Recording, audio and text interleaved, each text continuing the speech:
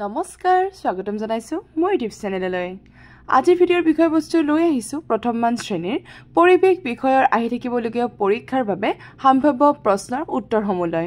যদি এই ভিডিঅ'টো চাই ভাল লাগে তেন্তে লাইক কমেন্ট শেয়াৰ কৰিব আৰু যদি মোৰ চেনেলটোলৈ নতুনকৈ আহিছে তেতিয়াহলে সাবস্ক্ৰাইব কৰিবলৈ নাপাহৰিব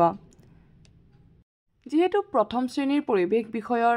মোৰ হাতত কোনো ধৰণৰ কিতাপ এতিয়া নাই তথাপি আপোনালোকে কমেন্ট যোগে কৈ আছে যে আপোনালোকক লাগে প্ৰথম শ্ৰেণীৰ কেনেকুৱা ধৰণৰ পৰিৱেশৰ প্ৰশ্নকাকতখন আহিব পাৰে এই হিচাপে আপোনালোকক ভিডিঅ লাগে আৰু মই অকমান বিচাৰি মিলি চালো যে এনেকুৱা ধৰণৰ প্ৰশ্ন আহিব পাৰে হেহে মই কেইটামান প্ৰশ্ন লৈ আহিছো আপোনালোকে তাতকৈ বেছি আৰু পঢ়াব চেষ্টা কৰিব লাগিব কিতাপত যিমানখিনি আছে যিমানখিনি দিয়া হৈছে যে পৰীক্ষাত এখিনি আহিব হেখিনি ভালদৰে মুখস্থ কৰাবলৈ চেষ্টা কৰিব কেৱল মাত্ৰ মই কেইটামান সম্ভাৱ্য প্ৰশ্ন লৈ আহিছো যে এনেকুৱা ধৰণৰ আহিব পাৰে ঠিক আছে এতিয়া মই প্ৰথম প্ৰশ্নটোৱে ৰাখিছো যে উত্তৰ লিখা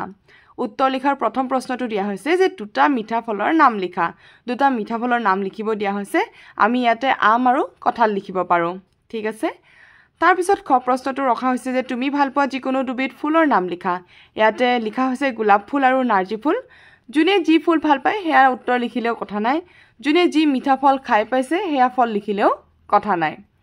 তাৰ পিছত ইয়াতে দিয়া হৈছে বাকলি থকা দুবিধ মাছৰ নাম লিখা ইয়াতে লিখা হৈছে চিতল আৰু ৰৌ তাৰ পিছত দুবিধ ঘৰচীয়া জন্তুৰ নাম লিখা ইয়াতে লিখা হৈছে গৰু আৰু কুকুৰ তাৰ পিছত তুমি খেলিবলৈ ভাল পোৱা দুটা খেলৰ নাম লিখা ইয়াতে কাবাডী আৰু পাৰপানী লিখা হৈছে কিন্তু কোনোবাই যদি কাবাডী নেখেলি আকৌ বেলেগ খেল খেলি ভাল পায় তেতিয়াহলে হেতু লিখিলে কোনো ধৰণৰ ভুল হ'ব নোৱাৰে তাৰ পিছত দুবিধ হাবিত থকা প্ৰাণীৰ নাম লিখা ইয়াতে হাতী আৰু সিংহ লিখা হৈছে তাৰ পিছত দুবিধ বাকলি নথকা মাছৰ নাম লিখা ইয়াতে শিঙি আৰু পাভ মাছ লিখা হৈছে দুবিধ কাটত থকা প্ৰাণীৰ নাম লিখা ইয়াতে নিগনি আৰু সাপ দিয়া হৈছে এই চন্দ্ৰবিন্দুটো মই কাটি দিছো দেই কিন্তু মানে কি হৈ গল ভুলক্ৰমে মোৰ চন্দ্ৰবিন্দুটো দিয়া গৈছিল কিন্তু মই ইয়াতে কাটি দিছো হা এইটো চন্দ্ৰবিন্দুটো নালাগে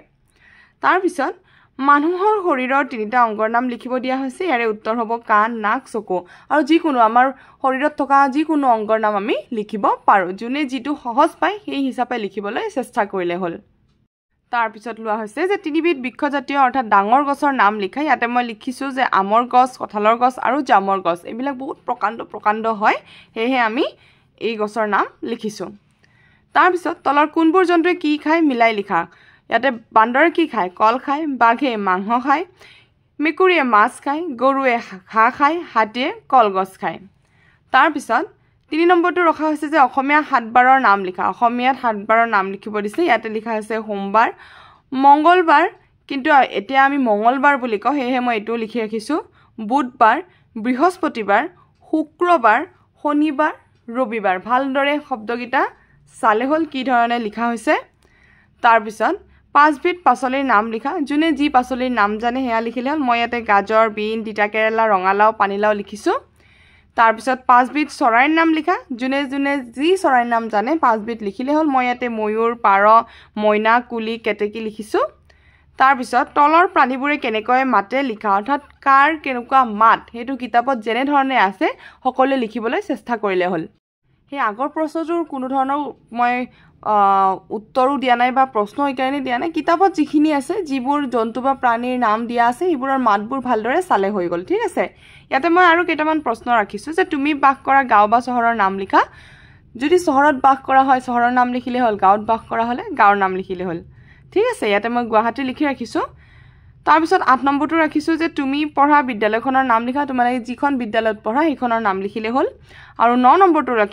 লিখি ৰাখিছো যে তুমি জনা এবিধ পানীত সাঁতুৰিব পৰা চৰাইৰ নাম লিখা ইয়াতে মই হা লিখি ৰাখিছো হ'ব তো এইখিনি মই ভবা যে এনেকুৱা ধৰণৰ প্ৰশ্ন আহিব পাৰে বাকি কিতাপত যিখিনি কথা দিয়া আছে সেইখিনি ভালদৰে পঢ়িবই লাগিব আৰু পৰীক্ষা লিখিবলৈ দিয়ে নে ক'বলৈ দিয়ে ভালদৰে এইখিনি জানি ললে হল যদি ক'বলৈ দিয়ে এইখিনি কথাকে ভালদৰে ক'লে হল আৰু যদি লিখিবলৈ দিয়ে তেতিয়াহলে এইখিনি ধুনীয়াকৈ শব্দবোৰ উচ্চাৰণবোৰ জানি পেলাই শব্দবোৰ কেনে ধৰণে লিখা হৈছে আটাইবোৰ জানি পেলাই ভালদৰে লিখিবলৈ চেষ্টা কৰিলে হল ঠিক আছে তেন্তে আহি থাকিবলগীয়া প্ৰত্যেকটো পৰীক্ষাৰ কাৰণে সকলোকে মোৰ পৰা বেষ্ট উইশেছ থাকিল আৰু লগতে থ্যাংক ইউ ফৰ ওয়াচিং